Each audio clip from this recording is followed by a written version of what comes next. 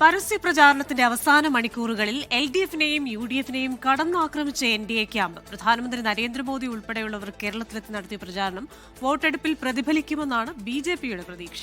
ഇത്തവണ പലയിടത്തും അക്കൗണ്ടുകൾ തുറക്കുമെന്ന ഉറച്ച ആത്മവിശ്വാസത്തിലാണ് നേതാക്കൾ. ശബരിമല സ്വർണ്ണക്കൊള്ള ഡീൽ തുടങ്ങി വിവിധ വിഷയങ്ങൾ ചർച്ചയായ പ്രചാരണ കാലയളവിൽ BJP-യെ പൊള്ളിച്ചത് FCRA ബിൽ. നിയമസഭാ തിരഞ്ഞെടുപ്പിന്റെ പശ്ചാത്തലത്തിൽ ബിൽ പാർലമെന്റിൽ അവതരിപ്പിക്കുന്നത് തൽക്കാലം നീട്ടിവെക്കാൻ BJP-ക്കായി. ക്രൈസ്തവ പിന്തുണ നേടാൻ പദ്ധതികൾ ആവിഷ്കരിച്ച സംസ്ഥാന BJP-ക്ക് FCRA ബിൽ തിരിച്ചടിയാകുമെന്ന് കണ്ടുള്ള നിർണായക നീക്കം. എന്നാൽ LDF, UDF ക്യാമ്പുകൾ NDA-ക്കെതിരെയുള്ള പ്രധാന പ്രചാരണ വിഷയമായി FCRA ബില്ലിനെ ഉപയോഗിക്കുന്നു. പ്രതിരോധിക്കാൻ BJP നേതാക്കൾ അരയും തലയും മുറുക്കി കളത്തിൽ. എങ്ങനെ ക്രിസ്ത്യാനികൾക്കെതിരാകുന്ന ഇതെങ്ങനെയാ?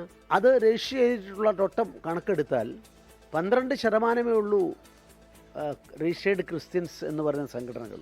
അപ്പോൾ ഇത് ഇന്ദിരാഗാന്ധിയുടെ കാലത്ത് കൊണ്ടുവന്ന നിയമമാണ്. എന്തിനു വേണ്ടിയാണ് നിയമം ഉണ്ടാക്കിയത്?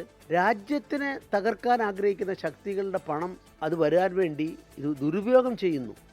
ക്രിസ്ത്യാനികളല്ല, ദുരുപയോഗം ചെയ്യുന്നത് കണ്ടിട്ടാണ് ഇത് വന്നത്. 36ഓളം മണ്ഡലങ്ങളിൽ കടുത്ത മത്സരമെന്നും 12 സീറ്റുകളെങ്കിലും കേരളത്തിൽ നേടാനാവുമെന്നാണ് സംസ്ഥാന നേതൃത്വം ദേശീയ നേതൃത്വത്തിന് നൽകിയിരിക്കുന്ന റിപ്പോർട്ട്. നേമം, മഞ്ചേശ്വരം, കഴക്കൂട്ടം, പാലക്കാട്, വട്ടിയൂർക്കാവ്, കാട്ടാക്കട, ചാത്തന്നൂർ, തൃശൂർ, നാട്ടിക, മലമ്പുഴ തുടങ്ങിയ മണ്ഡലങ്ങളിൽ വിജയിച്ചു കയറാനാകുമെന്നാണ് സംസ്ഥാന നേതൃത്വത്തിന്റെ വിലയിരുത്തൽ. നല്ല ആത്മവിശ്വാസം ഞങ്ങൾക്കുണ്ട്.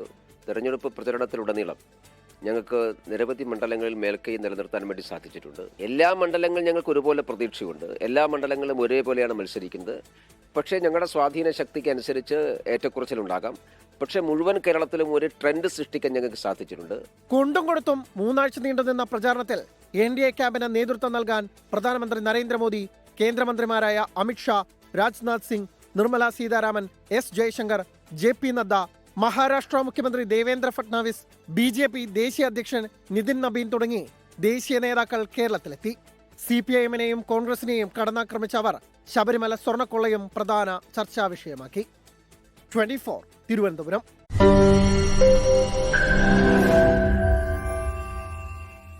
ലോകത്തെവിടെയായാലും ഏത് സമയത്തും 24 വാർത്തകളും ഓഗ്മെന്റഡ് റിയാലിറ്റി പാക്കേജുകളും എക്സ്പ്ലെയിനറുകളും വിശദമായി കാണാൻ ഞങ്ങളുടെ YouTube ചാനൽ നിങ്ങൾക്ക് സബ്സ്ക്രൈബ് ചെയ്യാം.